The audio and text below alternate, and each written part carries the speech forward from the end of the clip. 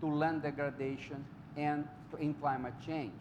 Agriculture is both a cause and a casualty for climate change and land degradation. Food security requires productive land and increasing productivity in a long term.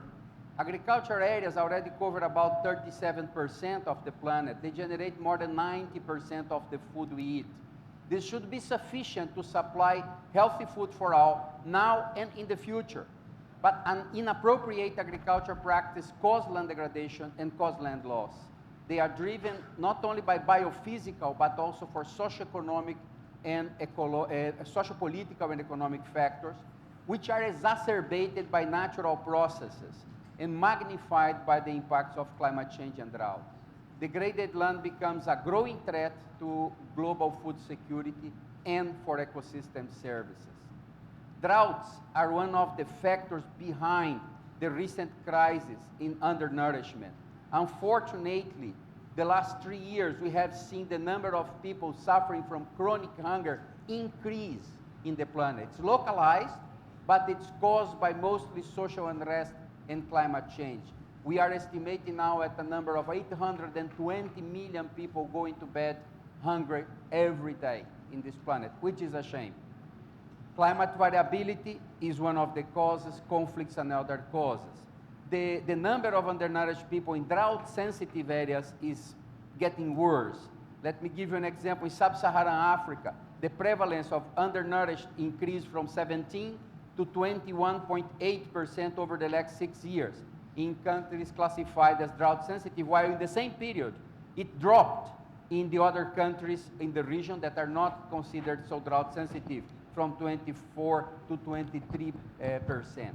Now, the key message is the need to be compatible with land restoration, with sustainable land use, and food production. And the challenge, as I indicate, the key challenge to reverse the negative trends on low productivity, on degradation, on poverty, on inequality, on land distribution, which is associated with tenure insecurity. This also leads to food insecurity. Thank you. Thank you. Now we have human dimension of LDN with Lindsay Stringer. Thank you very much. My name is Lindsay Stringer and I'm based at the University of Leeds in the UK. And I'm also an IPCC and IPBES author. Now it's easy to think that efforts to achieve LDN need to focus on the environment. Land is the major focus of LDN, it's the L, it's what we're looking to manage sustainably. And land is what gives us benefits in the form of ecosystem services. And even the 3 major indicators used to monitor progress towards SDG target 15.3 focus on the environment. But I want to argue that LDN isn't just about managing land, it's about managing people, particularly if we're going to advance towards the LDN target in an equitable way and leaving no one behind. People and the land are an integrated socio-ecological system where people are part of nature. So thinking of LDN as being about people affects the way that we approach the whole concept. It affects the timeframes that we consider in the design and application of policies, laws, and investments that then set the context for how the land is used. It raises questions about access, who can and who can't benefit from land, and it raises important questions about costs and benefits, winners and losers, particularly when the site of degradation is sometimes completely the other side of the world to the people who are obtaining benefits. So thinking of LDN as being about people challenges us to think about equity in terms of not just the distribution of benefits, but also whose voices are heard in its governance and whose are not, and how we can be more inclusive to enable greater participation. Avoiding, reducing, and reversing degradation are actions that people take and are about what people do to the land, which in turn is defined by the structures and processes that people create and the ways in which we create opportunities, options, and choices. Many of the world's poorest people who are eking out a living on degraded land require a change to the context that they're operating in, so it helps them and empowers them to make better choices. And these changes can be supported by processes of good governance. Good governance may mean that we have to have difficult conversations to renegotiate the power balance. It prompts us to think beyond the short term as well. And several aspects can assist with this. For example, ensuring tenure security can help land users have more of a say in what happens to their land. We need stable institutions and economic and financial measures that nudge people to manage the land more sustainably, rather than the kinds of subsidies and incentives that incentivize us and push us to degrade in pursuit of short-term profits. And finally, we need knowledge, bringing together different types of knowledge, sharing experiences of what works, how, where, and understanding why is something that I hope we can take forward through the discussions today. Thank you.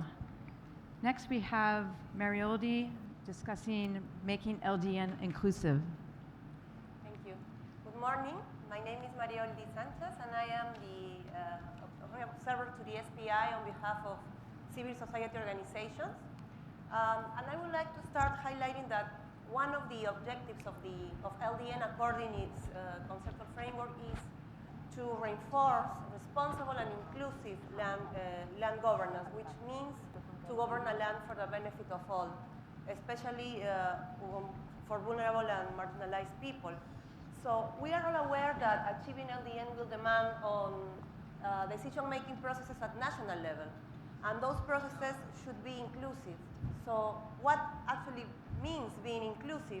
And from our perspective as civil society organizations, inclusive LDN means that all the stakeholders of the land are taking part of the decision-making processes in all stages of LDN, not only in the implementation stage, but in the planning and target setting stage.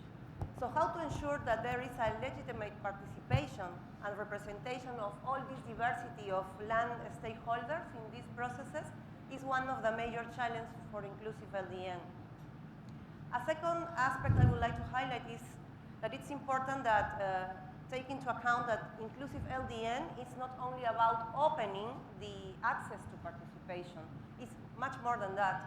It's about encouraging interaction between actors with different perspectives about land. So at the end of the day, this is about trust and respect.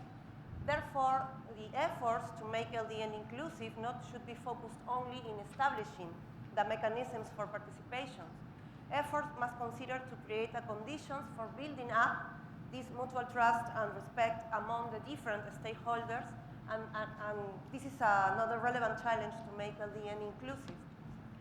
To finalize, I would like to highlight some proposals that are emerging from the SPI report on creating an enabling environment for LDN that could be implemented by countries for enhancing participation of stakeholders in LDN processes. To institutionalize horizontal and multi-stakeholder coordination mechanisms in support of LDN mainstreaming, the development of vertical integration mechanisms that support LDN implementation, and the enforcement to better coordinate top-down and bottom-up actions related to LDN. Thank you. Thank you very much. Next, we have the role of CSOs in achieving LDN by Yusuf Rahimi. Thank you. Good morning. My name is Youssef Brahimi. I'm chair of Design International.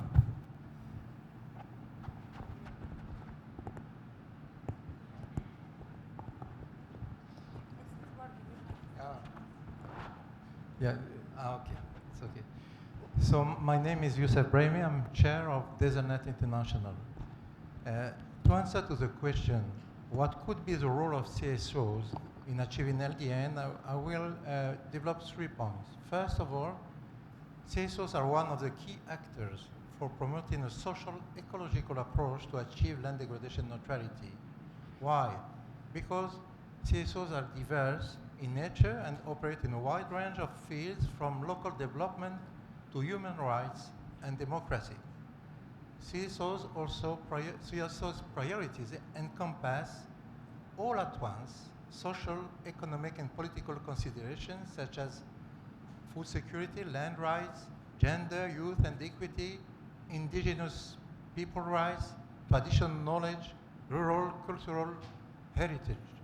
So what I mean is that there is no fragmentation in the CSO's visions of LDN. LDN is not seen as a standalone concept, but understood as a factor contributing to sustain land together with improving livelihood conditions.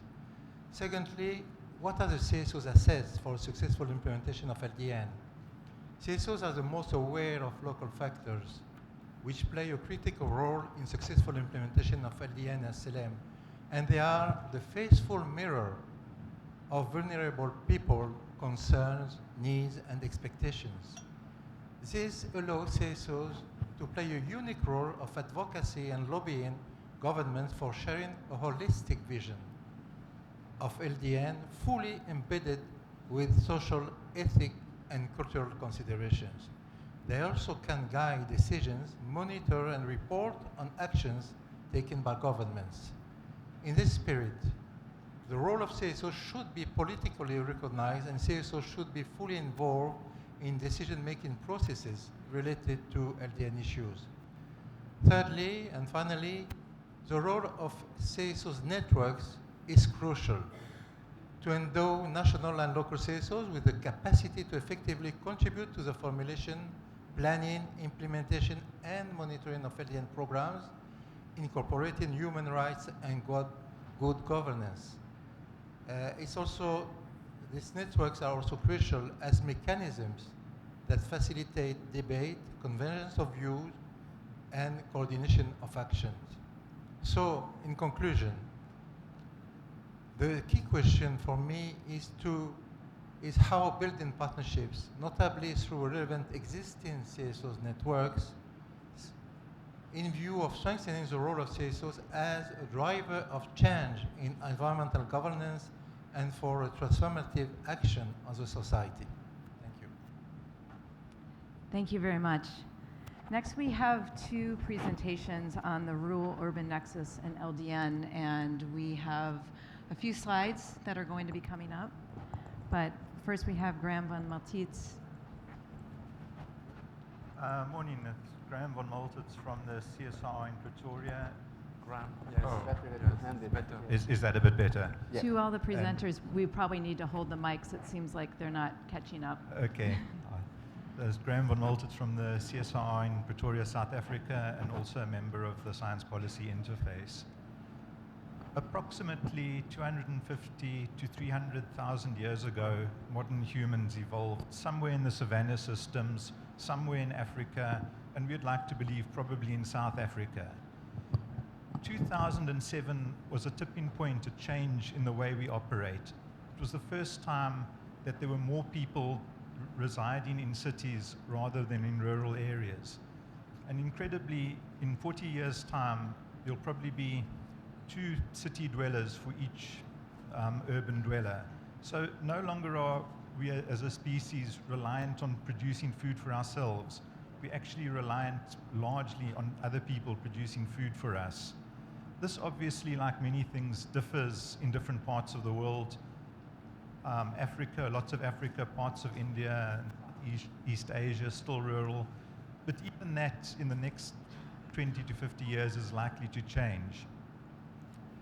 If we look at human growth rates, we can see that most growth rates are leveling off or have leveled off population-wise, except in Africa. Africa's undergoing that rapid growth that we saw in East Asia maybe 40 years ago, and in Europe even further back.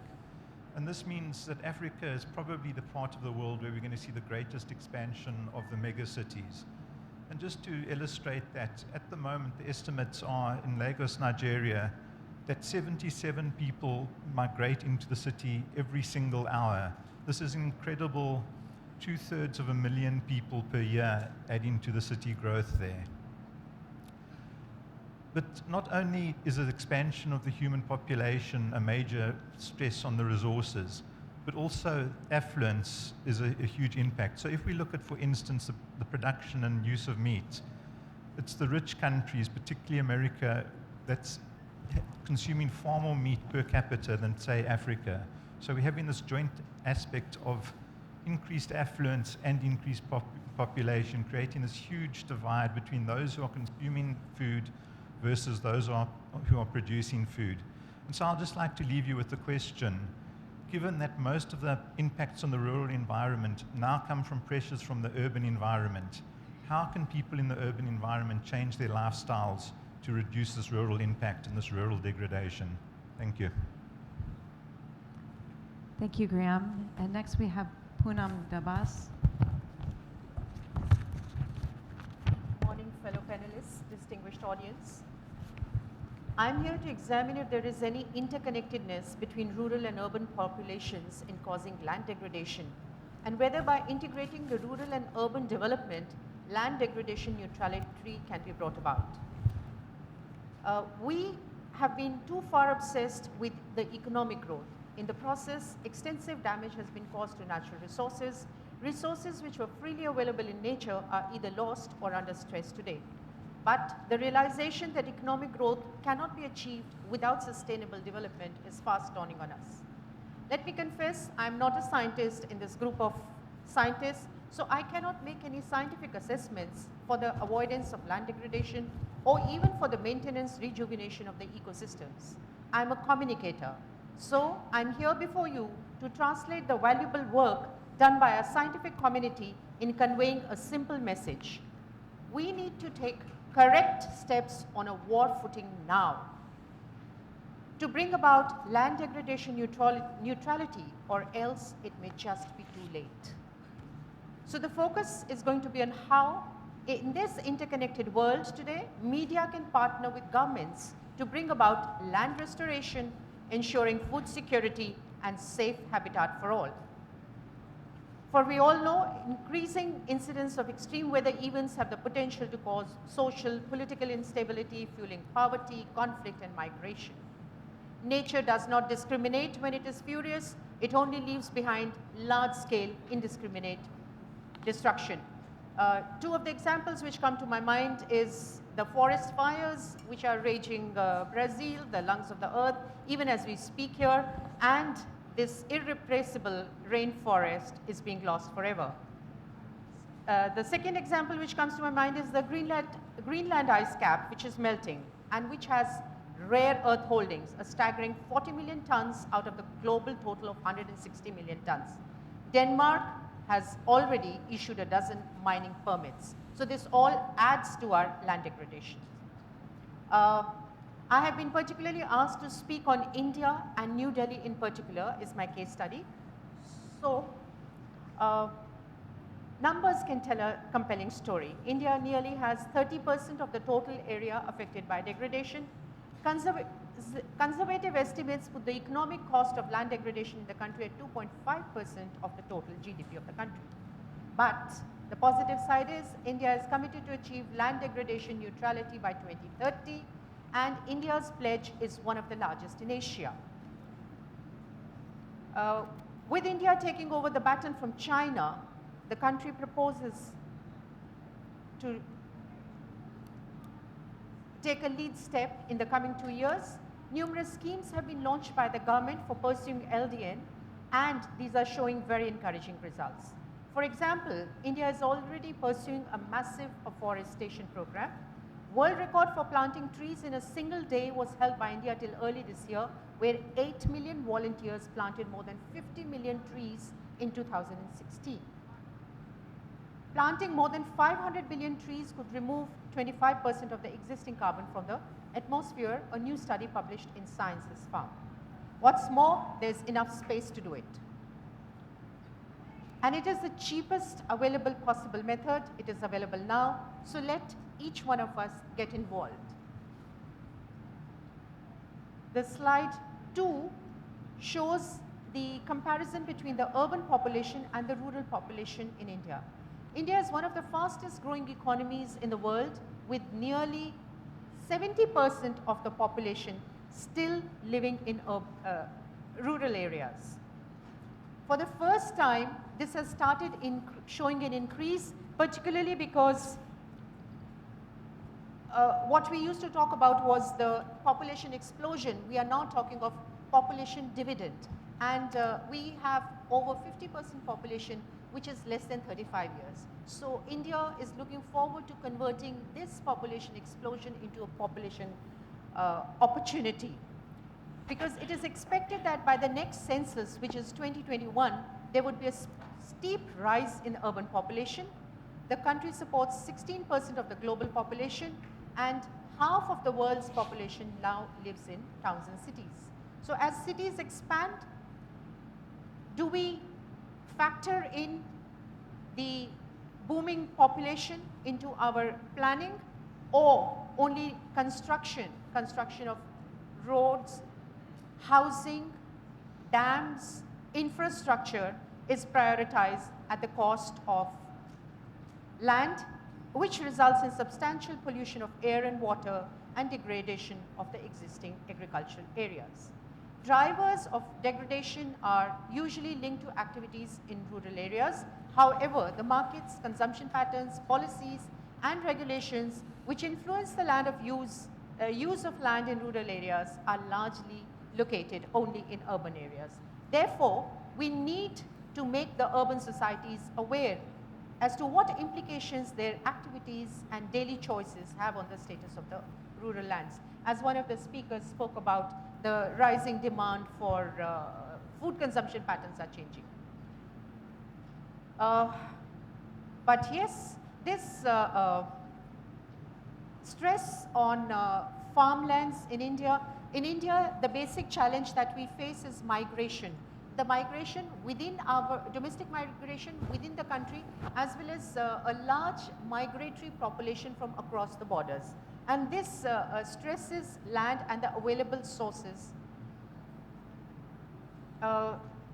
which has also resulted in land degradation, low farm produce.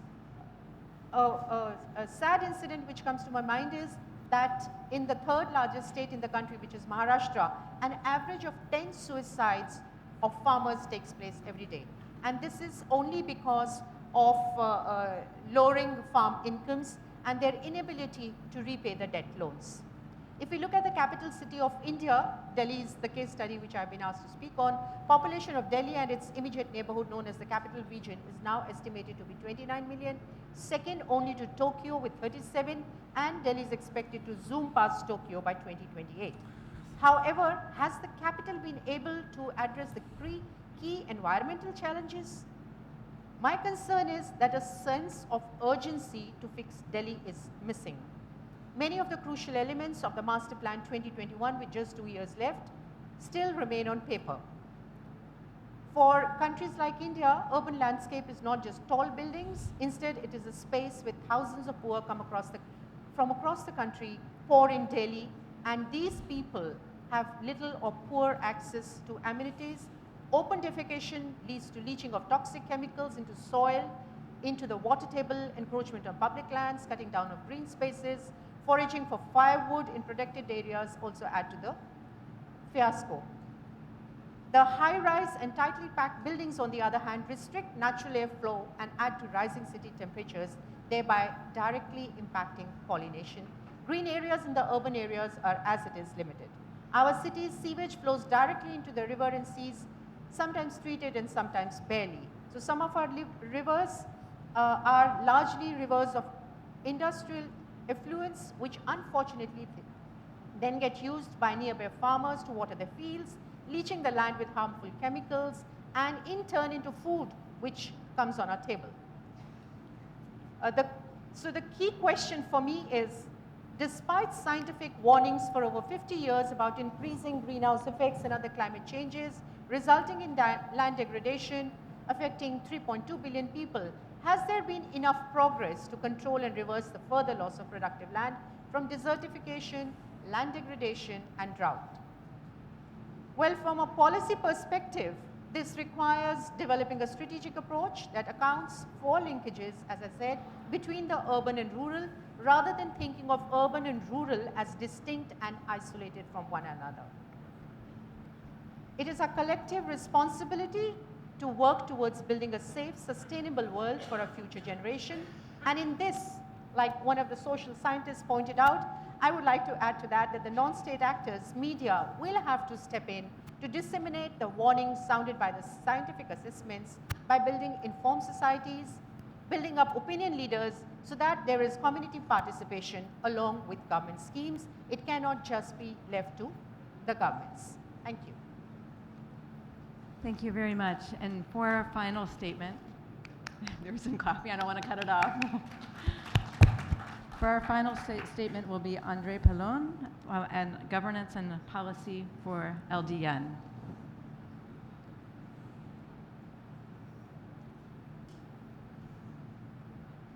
morning.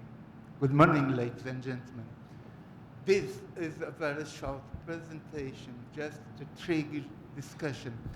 Would you permit me? I would like to speak from the floor, so you can have a better view of the slides.